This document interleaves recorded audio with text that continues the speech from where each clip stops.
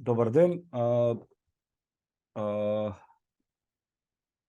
не знам како да го почнам ова, ама ќе го почнам. Ќе го почнам последниот начин. А, се чувствувам искрено задоволен и искрено привилегиран да бидам во присуство на два лика кои што се надевам дека ќе дадат едно поинако светло на така наречениот македонски-бугарски бугарски спор. Инаку да се представам самиот себе си, јас сум Ристо Алексовски од Институтот за општествени и хуманистички науки Скопје. Јас ќе бидам само фацилитатор на оваа дискусија меѓу професорот Александар Ќосев и професорката Катерина Колозова. Ова иницијатива која што Институтот за општествени и хуманистички науки Скопје ја спроведува веќе втора година. Оваа година е под името Здружени за ЕУ. Проектот е поддржан од Вишеградскиот фонд и Министерството за надворешни работи на Јужна Кореја.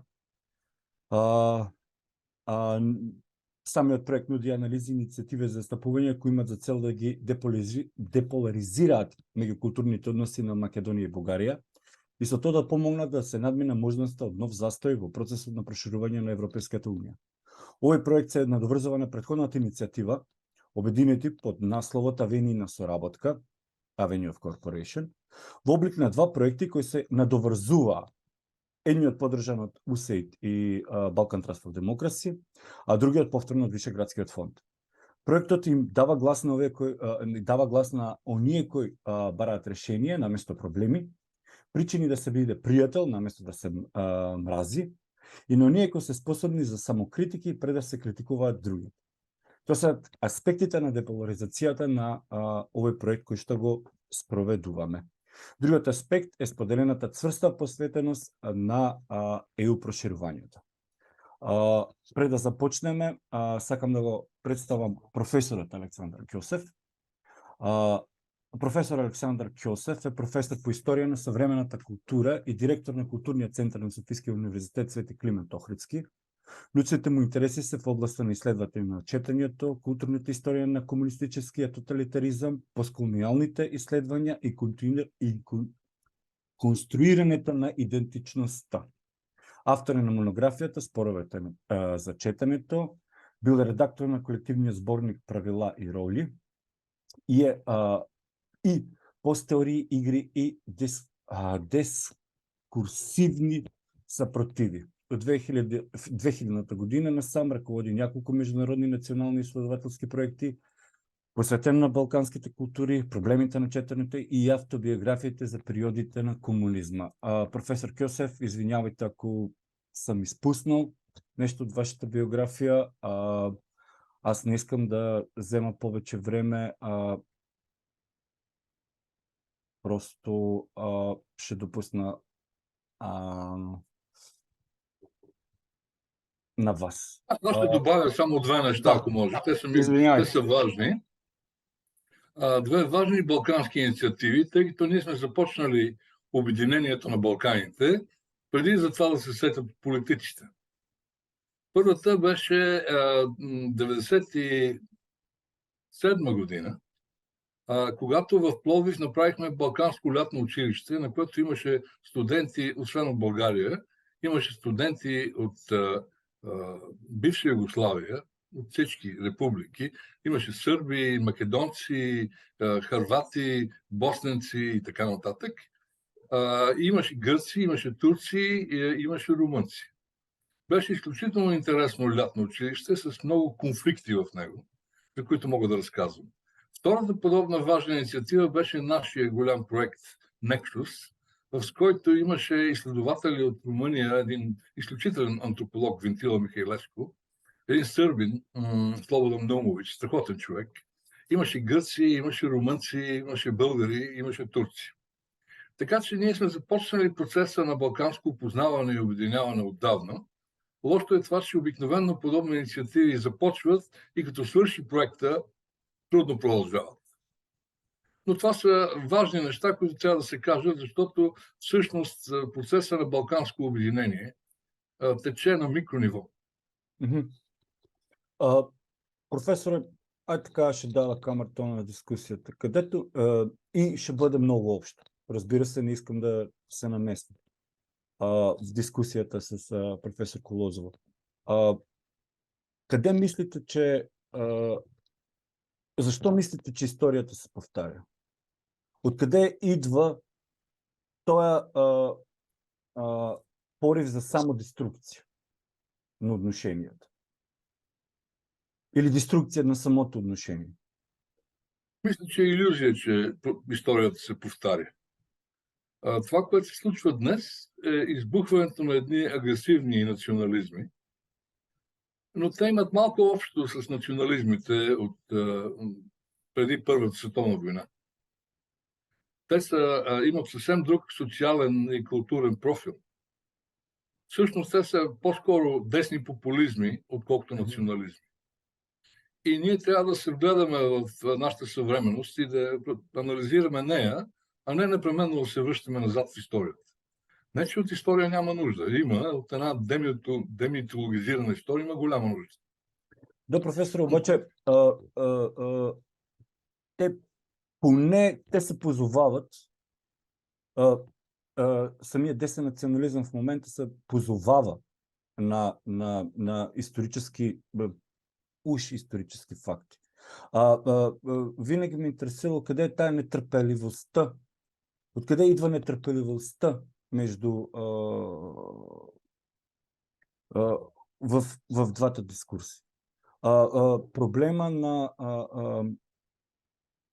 защото с години поне съм студент от София, тия спорове беха почти изчезнали. Те просто не съществуваха. Как изведнъж този вампир повторно и повторно се връща?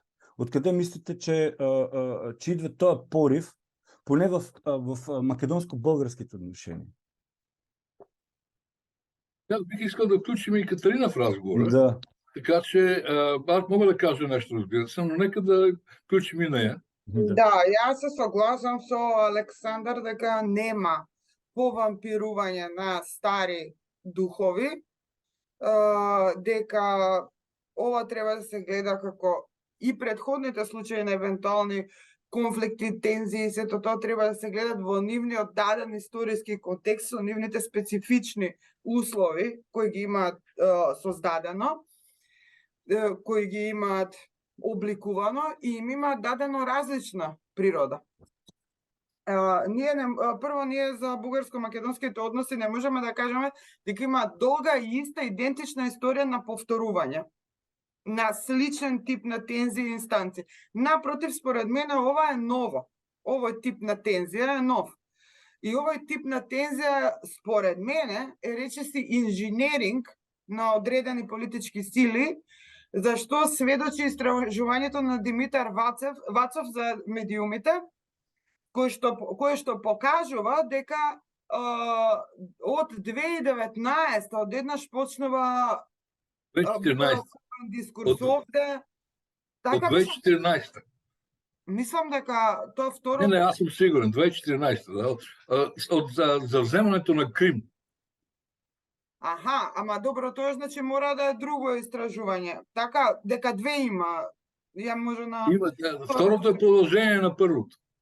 Второто продолжение на првото, па јас само тоа го знам, затоа што таму беше фокусот околу ветото и на него инсистирањето му беше дека откако почнале, значи, тие интервладени тензии, интеграции, вето, значи, друг тип на дискурс кога се јавува, кога се Захариева и Димитров министри, и Каракачанов тука игра проминентна улога, дека тогаш почнува да се јавува кај нас во медиите таков бугарофобен тон, додека предходните години до две практично нема ништо. Скоро ваков спајк, неверојатен скок нагоре има, кој е драматичен.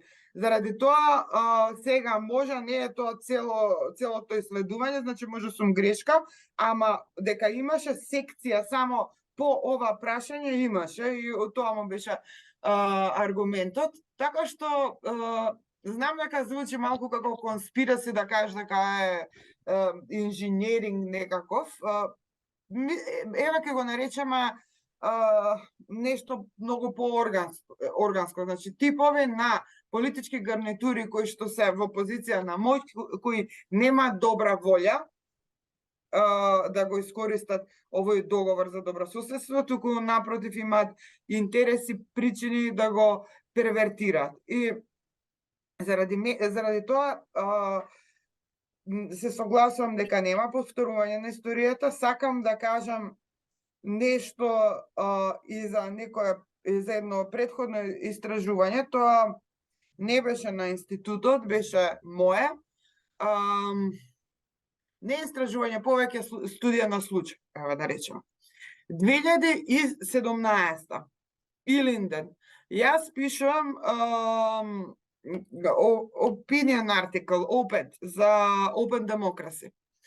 И викам, буквално аргументот ми е Грција и Македонија да го следат примерот на бугарско-македонскиот договор, затоа што тој беше пред Преспа, ако се сеќаш, 2017, кај што еве како ние прекрасно си го чествуваме заедно Илинден и никој никого не мрази, никој никого не навредува, но дека тоа било можно заради тоа што наместо цивилизирано да се преправаме дека нема идентитетски теми и дека нема идентитетски чувствителности, договорот и начинот на кој што се имплементирал во тој момент договорот, напротив ги адресира вакво идентитетските теми и излегува тоа лицемерие кое што го имавме со Грција, кај што сите викавме нема врска идентитетот, ова е чисто политичко прашање, само назив на држава и толку. И сега јас го земам, значи, во таа колумна примерот со Бугарија, го кажувам како позитивен и викам Македонија и Грција треба да учат од ова со Бугарија. И аргументот, крунскиот аргумент таму ми е дека нема никаква тензија меѓу двете земји по повод тој договор, нити првото чествување. Статијата се споделува на Facebook, се преведа на македонски, сите лайк, супер, одлично пример статијата. Значи, мојата констатација е точна. Одеднаш почнува токму кога тој договор некаква чудна тензија, некаква брзо наметната тензија, нешто што мене ми е не можам да му го најдам рационалниот извор. Така што само тоа сакав да кажам, дека се согласувам со Александар, не треба да бидеме жртви на тој фаталистички сентиментален дискурс, леле на Балканите секој истото се повторува. Не, и ние сме политички субјекти, колективни, индивидуални како сите други, и сите имаме специфични периоди со специфични своји дефиниции во историјата, а не е дека некој сега судбина не прогонува сите постојано. Тоа сакам. Аз ще продължа това, ако ми позволите.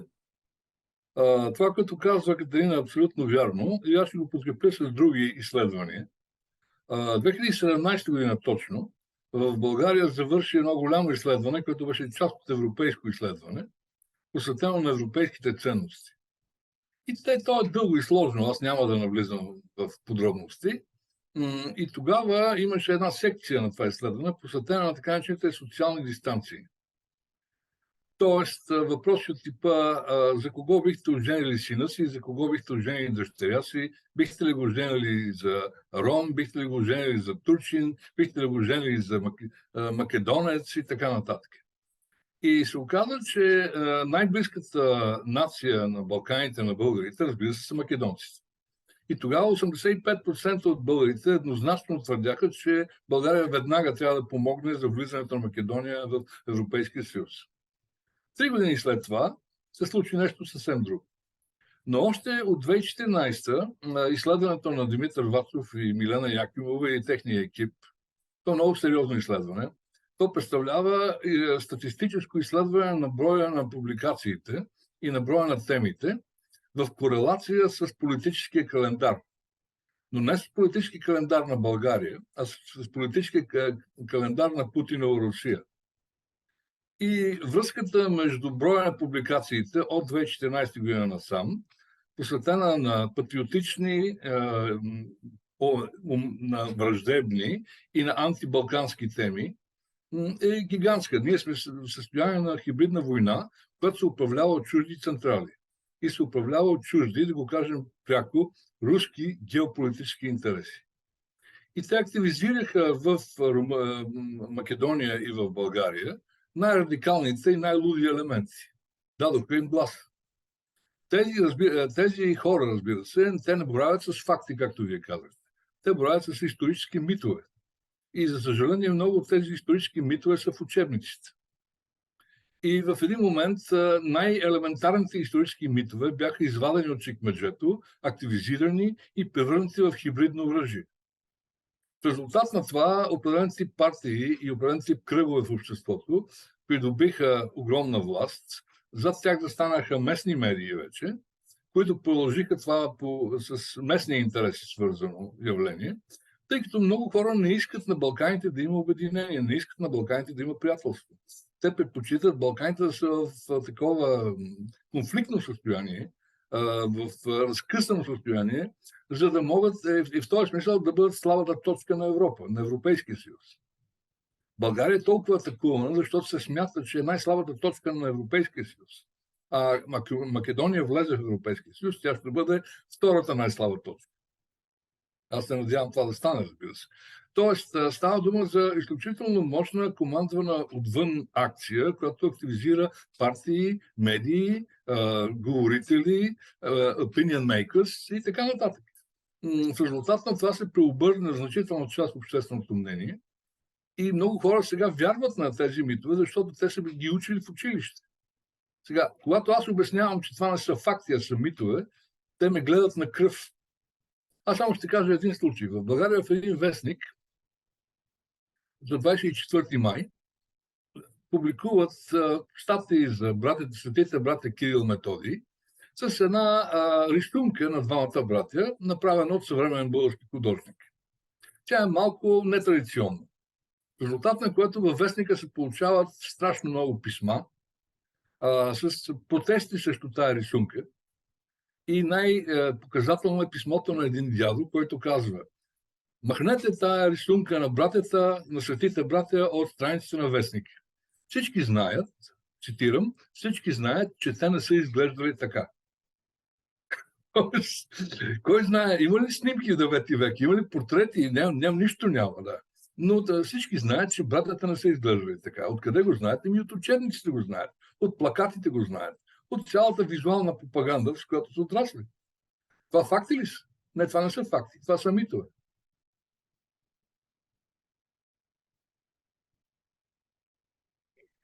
Добро, не знам, може треба да спомнеме исто што друго имаме ние претходно правено на оваа тема како институт, па да видиме колку ова сега што го работиме се врзува со претходното.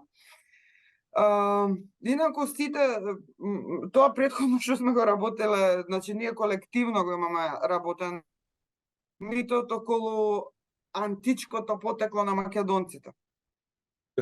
Проблемот на антиквизација е проектот Скопје 2014 на владата на Никола Груевски.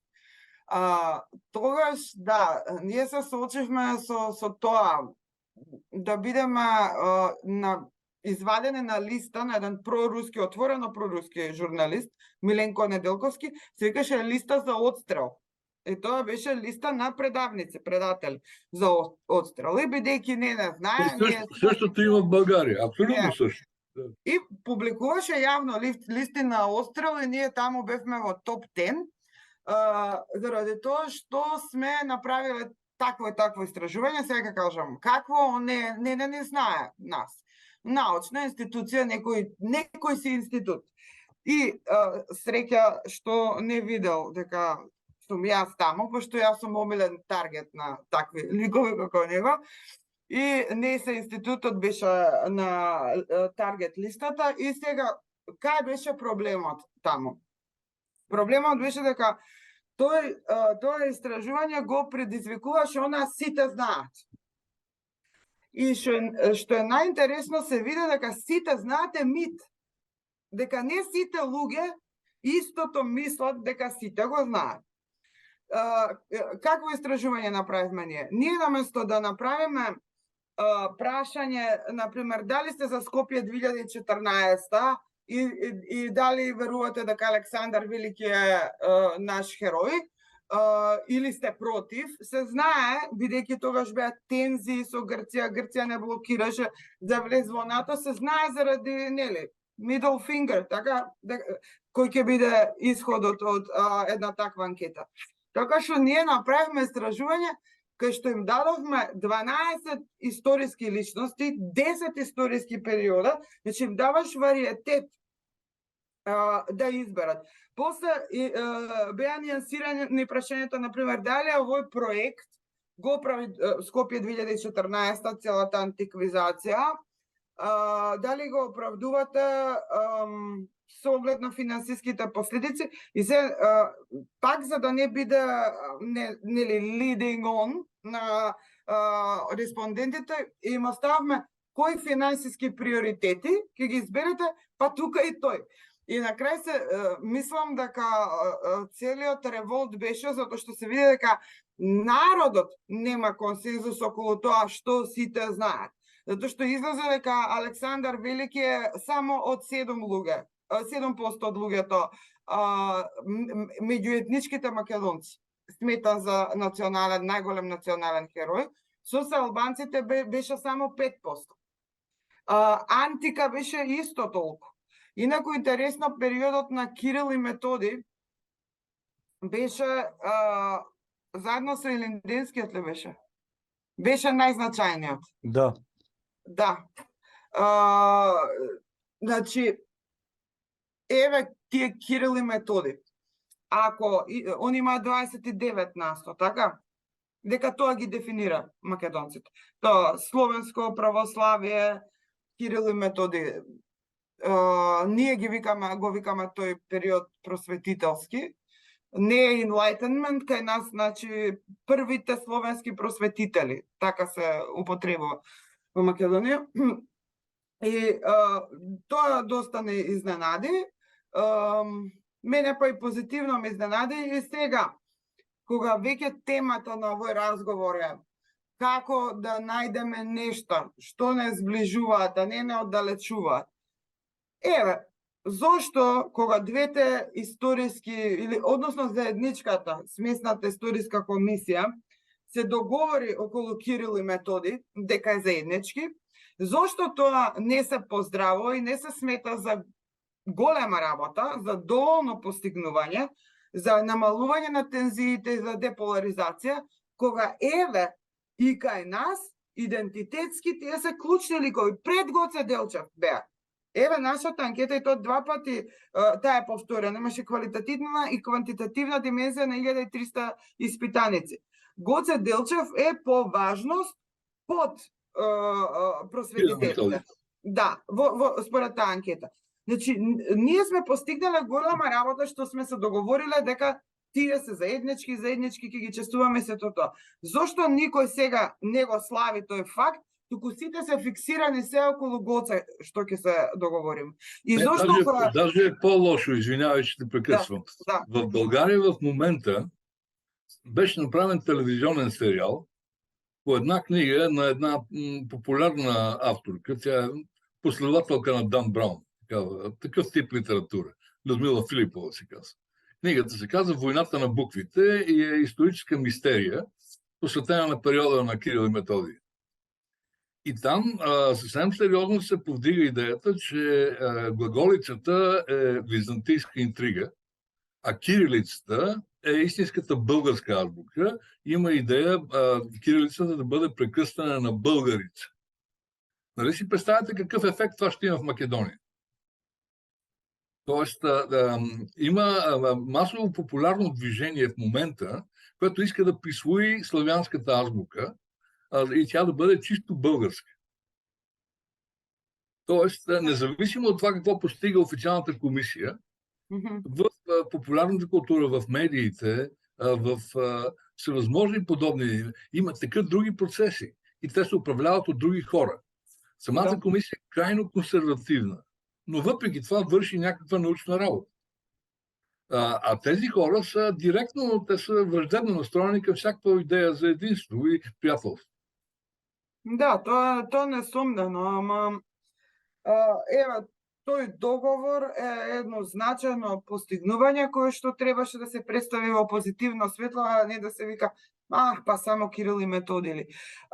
Проблемот е дека не ги гледаат сите предходни истражувања, студии, резултати од студии предходно кои што би им кажале кои ликови, кои личности, кои периоди се клучни за таа идентитетска перцепција кај нас, туку од око се проценува што е идентитетот, што е влогот во идентитетот и која е таа себе перцепција идентитетска.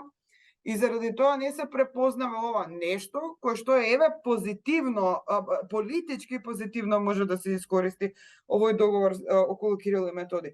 Инаку има и уште една предност која што политичарите може многу разумно да ја употребат, да ја искористат, а тоа е дека ние, иако, значи, тој просветителски период, кај нас, ете во анкетата, векат просветителски период, Кирил и Методий, сите останете, ама тука ги мислат и Климент, и Наум, Охридската школа, сето тоа заедно, не дефинирано. На тој начин е и поставено и одговорено прашањето. И сега, во целиот тој контекст има една предност, дека ние тука, во Македонија сме научени уште од југословенскиот период да учиме за Кирил и Методий како за се словенски просветители. Не ги македонизираме многу. Значи, имам националистички тенденции да се инсистира на нивната македонска димензија. Но... Да кажа, че в България процесът на национализирането на Кирил и Методий не е спирал, той е отдавнашен и е свързан с факта, че цар Борис I, княз Борис I е помогнал на учениците на Кирил и Методий, дал им политическо убежище, дал им финансиране и така нататък. И това се смята за гигантска заслуга, която превръща цялото дело на Кирил и Методий в българско дело, защото на други места то се е провалило, така се каже, в Моравия, в Харватия и така нататък. Аз съм скептичен към това, че в старата история, която не е национална от моя гледна точка, могат да се намерят подобни мостове. По-скоро ми се вижда нещо друго. Аз съм занимавам специално с история и теория на нациите. Това преподавам и върху това работя. И там, както вие знаете добре, има две основни групи учени. Едните твърдят, че нациите са примордиални, т.е. те по някакъв начин потъват далеч назад в историята и са вечни етнокултурни езикови групи, които не се променят, който си е мит. А другите твърдят, че нациите, такива каквито са създадени и в модерната епоха. Аз съм вторите, естествено, така наречени конструктивисти. И ако приемем, че нациите са създадени в модерната епоха, целият спор за миналото става по-малко важен. Тогава ще трябва да разберем, че нациите, които възникват, да кажем, в края на 18 и през 19 век, дори 20 век има възникнали нации, когато възникнат, си измислят антична история. Всяка нация. Те си измислят такава традиция, която ретроспективно и ретроактивно отива назад във времето и тя едва ли не стига до първите хора. Това е национална митология, в която 19 век имала смисъл, 20 век някакси няма смисъл. И ако си дадем сметка, че нациите са модерно явление, то е имало период, в който нациите са в процес на възникване. Ще го наречем този период проект за нация. И имало е период, в който на Балканите възникват много такива проекти за нации. Първият е гръцки, вторият е сръбски и така, после идва български и така нататък. Има историческо изоставане в тия проекти и има съответно различно създаване на реални нации, защото проектът в един момент се превръща в реалност. Например, имало е ранен проект за създаване на илирийска нация на Балканите. Но той не е реализиран. Той е неуспешен проект. По времето, за което се спори толкова много, Възраждането, в териториите и на България, и на Македония, не винаги населението има много ясна национална идентичност, а елитите създават тази идентичност. Аз ще кажа вече от личен опит. Моя баща е по произход от град Дойран и те са мигрирали в България с дядо ми Гиго след Първата световна война, защото се чувствали българи. Но баща ми казваше, в Дойран имаше 3 групи хора. Имаше българомани, гръкомани и македонстващи. Населението на Дойран е било смесено. Имало доста турци, доста гърци или не Гърция, гъркомани. Имало различни национални проекти. И тези различни национални проекти, поради стечението на историческите обстоятелства, да се реализирали и се превърнали в нации по различни начини. Тоест има един период на ранна неустановеност на проекти за бъдещи нации. И ако свикнем да мислим за историята на нациите по този начин, тогава ще можем да обясним много от противоречията. Ние сме били много близки преди време, вече сме доста по-далечни. Историята на Македония, според мен, започва активно от 70-те години на 19 век, когато постепенно политици, просветители, писатели започват да създават една собствена културна линия. И така се разделят. Когато настъпва руско-турската война и България се освобождава от османско владичество, а Македония остава в него, тогава разделението нараства още повече. И разбира се, с влизането в Югославия става още по-голямо и най-накрая Втората световна война окончателно разделя двата народа. И двата езика, двете култури и така нататък. Тоест, ако мислим за това в логиката на проекти и реализацията на проекти, ще стане по-лесно. Само че, разбира се, това, което аз казвам, е достъпно на академичния елит. Политици, обикновени хора, журналисти не винаги го разбират, а журналистите нямат интерес да го разберат. Те имат интерес да пускат митове в публичното пространство. Този смисъл аз съм малко песимист, че ние изпуснахме влака. Толкова мощна е хибридната атака, че вече страшно много хора и вярват. Не знам, кажете вие, единственото нещо, което ми се вижда, че отново е необходима бавна, мъчителна и трудна посетителска работа на микрониво. Ако виждате, аз не виждам надежда в това, което каза Катерина, че ако има по-умни политици, те могат да измислят някакъв по-умен, примерно, да направят символен капитал от Кирил и Методий, който е общ, или от Гоце Делчев, който е общ. Дори това да стане, публичното мнение в Македония и в България е възпалено вече. То е скандализирано. И конфликтът е в разгара си. Аз не знам как той може да бъде преодолян. Ние искаме той да бъде преодолян, но ако виждате някакви практически начини, кажете ми ги. Да, јас, добро, значи, точно си ме разбрал. Ја не сметам дека тој период и помирувањето на ниво на некаков заеднички наратив за средниот век и така натаму ќе донесе вистинско културно помирување, зближување и така натаму. Мене ми е сосема јасно и се согласувам дека тоа во националниот мит, онако како што оперира низ нас попадна субјективизација денес, дека не игра кој знае каква роља.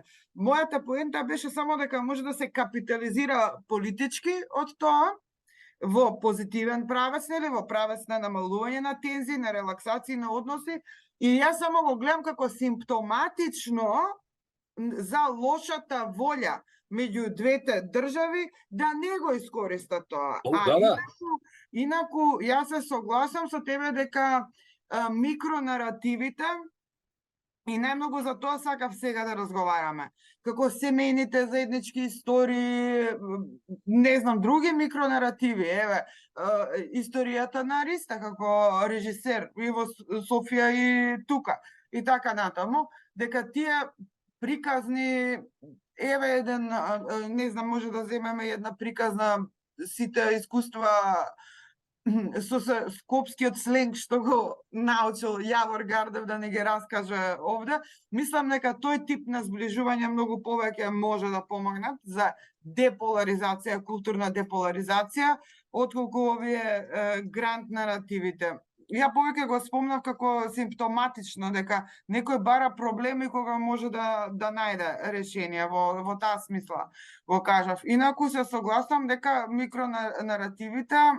малите истории, дека се патот на зближување, на намалување на овие тензии, на намалување на оваа необјаснива, неоправдана, неприродна омраза меѓу двата народа, кои имаат буквално до трето колено заеднички роднини. Значи, тоа е несватливо дека сме во оваа ситуација. Затоа и овој проект наш сега не се занимава толку многу со политичките теми, со полиси предлози за политички решенија, туку е повеќе идеја да се создаде една платформа на за една перформативна платформа за перформативна интервенција, кај што ние ќе разговараме за мали и големи теми кои што просто го одржуваат разговорот меѓу нас.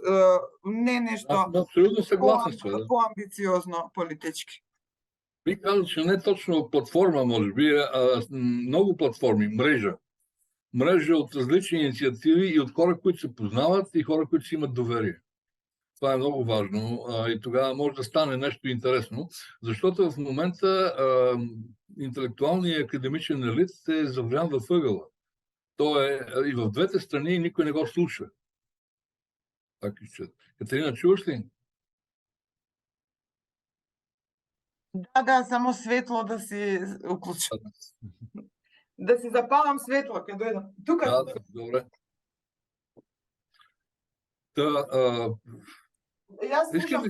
Искам да кажа, че в момента ролята на интелектуалните и академични елити е да поддържат дисидентски гласове в отделните общества и да създават мрежи и контакти и да създават контрнаративи, които са на микрониво и така нататък. Естествено, винаги има някакъв шанс да се появи смел политик, който да действа радикално против общественото мнение. Например, Заев според мен беше такъв. Аз не знам как вие го преценявате, но той беше смел човек. Смел човек беше. И той направи неща, които ги направи като фокусник, бих казал. Те изглеждаха невъзможни, но станаха. Но в България в момента няма такива политици. Бойко Борисов е една назад, една напред, две назад. Тоест той ту иска да обединява Балканите, ту отстъпва срещу агресивния национализъм и се връща. И общо не му се занимава с този горещ картоф. Другите има македонстващи много. Няма единна политическа воля, има фрагментация на политическото пространство и партии, които не могат да направят правителство. И всяка партия се страхува, дори най-интересните, интелектуалните и прогресивните партии, се страхува да се занимава с темата за Македония. Защото тя е много гореща тема. И аз не виждам как се формира воля на политическо ниво за каквото и да е. Там се играе на микрокомпромиси, такива движения малки и напасване, защото България има проблеми собствени и никой не иска да се занимава с болния проблем за това, за което говорим. Не знам как е в Македония. Вие ми кажете. Не, јас не верувам дека може да има политичка сила која ќе знае да искористи иницијативи на вакви иницијативи како нашата или мрежи на иницијативи како што викаш ти од слична природа. Не верувам дека има политичари, политичка елита, структура од двете страни, која што ќе знае да го исползува тоа.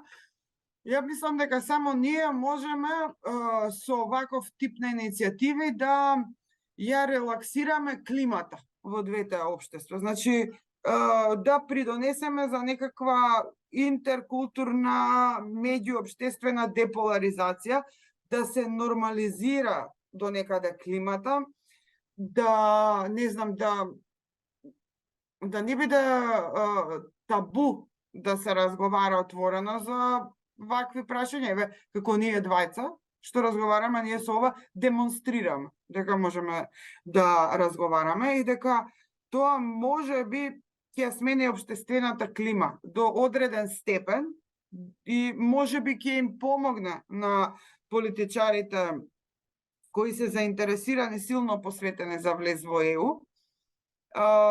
Може би ќе им помогне, но тоа е само еден мал придонес, една капка во морето.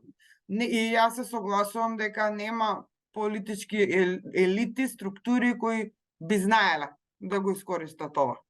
Никогаш немало, не знаат да мислат на тој начин.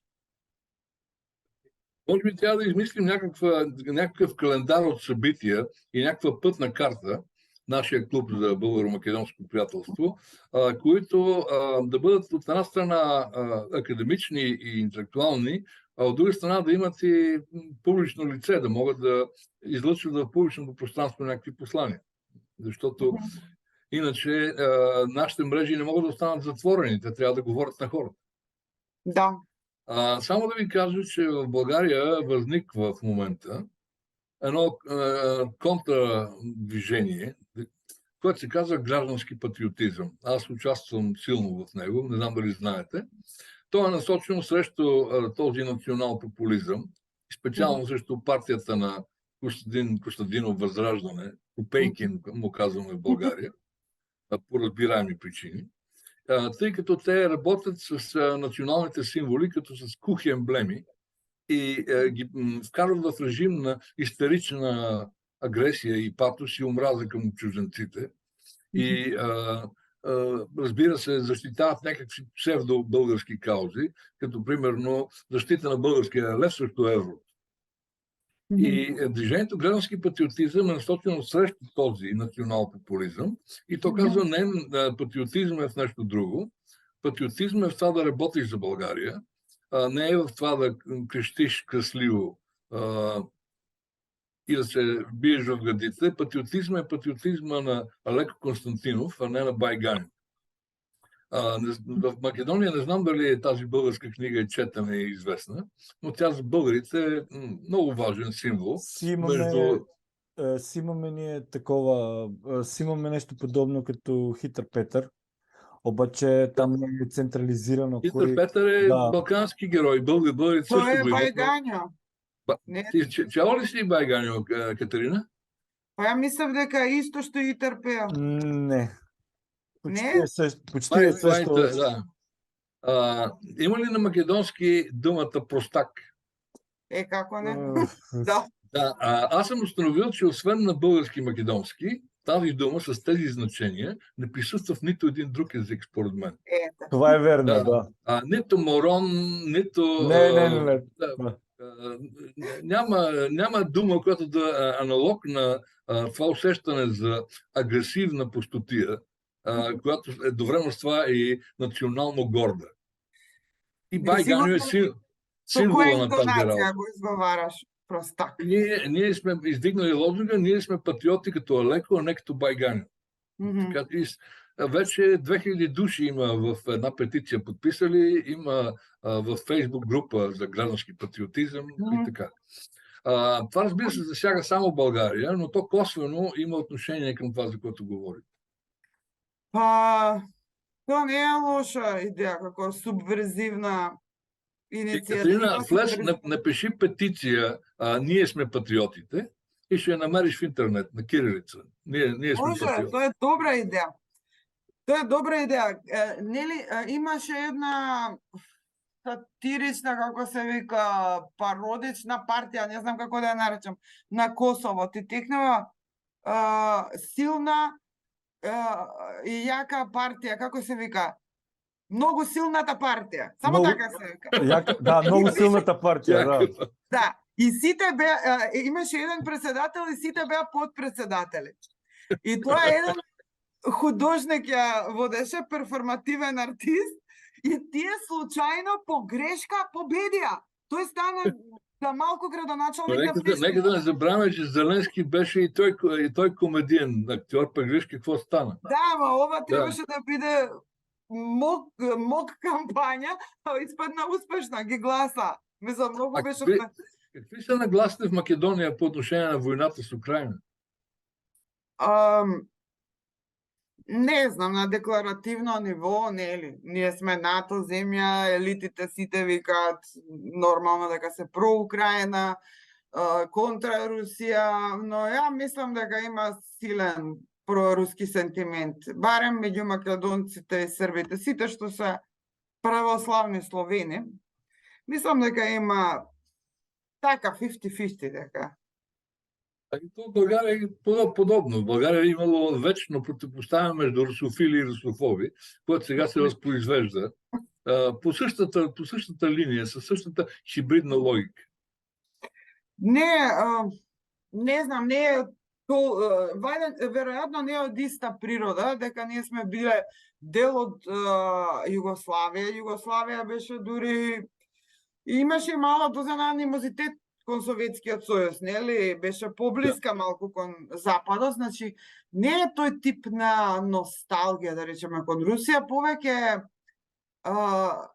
тој мал проруски сентимент, или може и не е мал, малку поголем е, ете викам, може би 50-50, речиси. Мислам дека доаѓа повеќе од некакво разочарување од ЕУ, разочарување од буквално обичниот народ го употребува тој збор, глобализацијата и ЕУ како глобализацијски процес, ЕУ како глобална сила која еве нас македонците не третира фер, и сега тоа е како некој инает, некоја контра на европскиот мејнстрим повеќе, отколку носталгија по СССР, затоа што не ни имало тука релација кон Советскиот сојуз која би била ваква или онаква, никаква не била.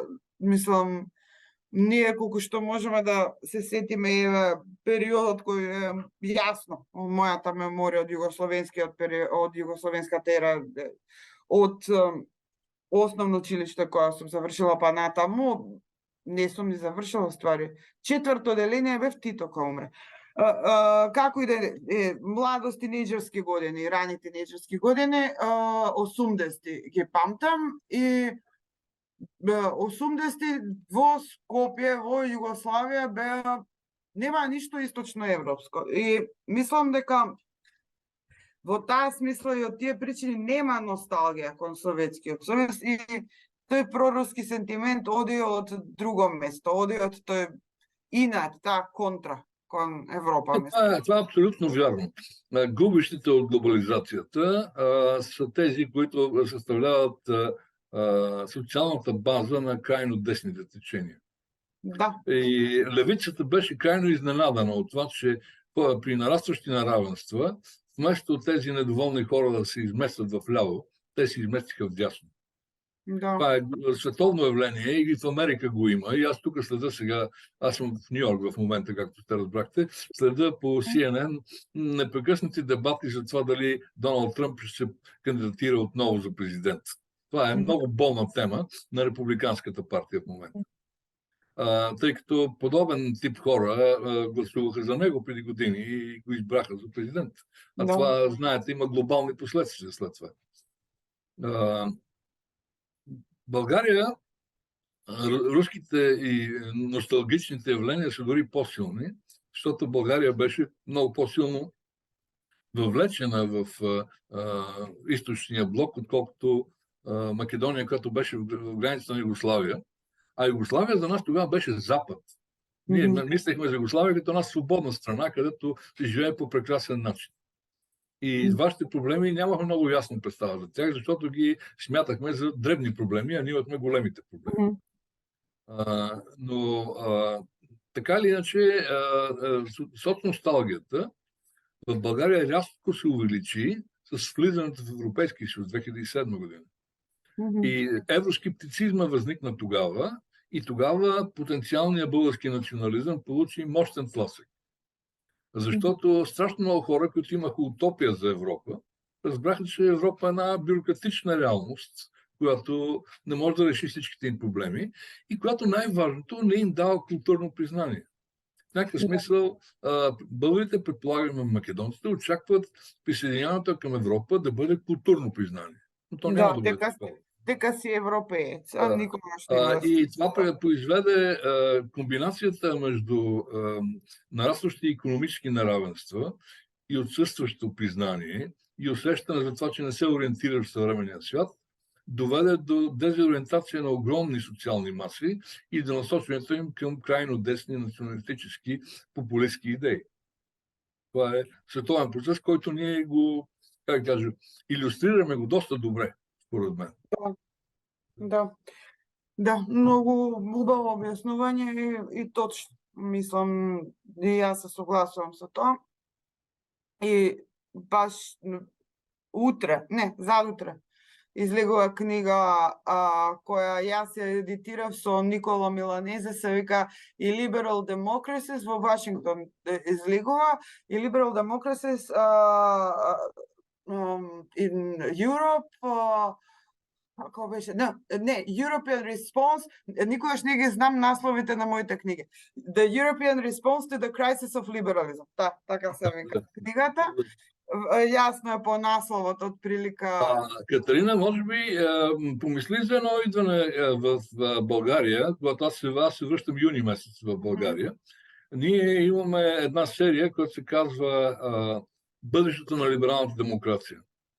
И в нея най-добрите български политолози имаха един след друг лекции. Имаше лекция от двама професори от Кингс Коледж в Британия. И смятаме да продължаваме. Ако искаш да дойдеш да поговориш на тази тема в България, ще бъде хубаво. Апсолутно. Баш ќе биде убава можност и да се промовира книгата. Ќе ти пратам примерок, што во понеделник излегува. Ние треба да привршуваме, И на убава нота. Аз смятам, че това, което трябва да направим, е да направим един списък от възможни малки инициативи, в които ние можем да се включим. Например, мисля си, че е добре да си даде един сборник с семейни истории, които да бъдат българо-македонски. Това ще бъде много полезно. Толкова можем да направим в момента, да въздействаме на политиците, те не ни слушат. Да. На тоа и мислев, тој сакав да биде една од главните теми на овој разговор, ама фати разговорот повеќе правци. И последната дискусија, заклучокот, што впрочем се случува и со овие разочараните од глобализацијата и како се јавува таа специфична форма на национализам, кој не е национализам, тоа е некој друг тип на ресентиман, кој е врзан со овие популистички тенденции. Тоа е многу убав заклучок и убава нота, да заклучиме дека и ние го имаме, и во Бугарија го има, и во Европа, па и пошироко глобално го има, а и Ристе го има како тема за магистарска. Така, каква е вашата тема? Значи, подигането на така наречените десни популизми в Европа. Не, обаче от психологическа гледна точка. Не се занимава много. Мисля, какъв е фундамента на... какво е разочарението и защо е толкова глобално? Защото този бранд последните няколко години абсолютно инфектира всичко. И тук говорим за хора от различни социални, различни културологски бекграунди. Това е много добра тема, аз ви поздравявам. Само ще кажа, че не е само разочарование. Думата гняв е централна тук и тя е психологическа категория. Разбира се, да. Гнева е особена перформативна форма. Той не позволява да се случат аргументи, тъй като всичко е очевидно. И когато му говориш на такъв един човек, той те отсвирва, казва... Абсолютно. И всичко е предетерминирано. Искам да се навърна на моя първа въпрос. Той знае митовете. Той знае и сите знаят. Да, и тоа што тој го знае, сите го знаят. Да, искам се върна на първата... Ние трябва да ги дискутираме. Да, искам се първа на моя сам въпрос. Всъщност би бил съответен въпрос. Къде лежи заек? Нали? Моят първ въпрос беше нещо, което беше такова десно провокирано. Така, къде вампирите, ние може да имаме някакъв исторически спор. Така, да бехте някой друг от другата страна, вие ще ме разберехте така. Така, дека аз провокирам точно такъв сентимент. В момента... Има такива сантименти, наистина. Да. Гледа социалните мрежи в момента, нали е поне 4 февруари. Аз мисля, че както жена ми казва вкъщи, аз мисля, че Гоце никога не бил толкова популярен, както днес. Мисля, буквално, тя си го кажа така, просто минавайки чрез телевизора и кога Гоце имал толкова Още един пример. Да. Още един пример за мит. Наскоро, понеже се появиха проекти за българския вариант на еврото, и там на тази монета има образ на един конник, който пробожда с копие долу едно чудовище, което прилича на лъв. И това се появи в популярните скандални медии, жълти медии, се появи като пробожда с копие българския лъв. Всъщност това е един стар образ на мадарския конник, който е изключително важен средновековен български паметник. И те не го знаят. Те не са го виждали образа и смятат, че това е лъв, а това е мадарския конник, т.е. Свети Георги, който провожда чудовището. Да. Добро. Имаме ли нещо за заклучок да кажем? Риста, ти си фацилитаторът. How shall you wrap it up? Аз би искал да кажем, аз съм фацилитатор между двама професори, аз съм такова малък, така да. И мисля, че казахме много добри поинти, обаче ако можем така, журналистически, дали може да намерим едно изречение или един параграф? Аз нямам проблем. Моето решение е, за да направим нещо, е необходимо търпение и интелектуален инат. Тоест, несъгласие и, за съжаление, отново, аз съм бил дисидент през целия си живот. Такъв косвен, не явен дисидент, но пак влизам в тази позиция, така се каже, и смятам да остана в нея. Чувствате се комфортно. За жаление. Търпение, интелектуален инат и морална устойчивост. Ја би се согласила со тоа. Мислам дека ние тука кои што сме поврзани со овој проект веќе таков инат имаме покажано.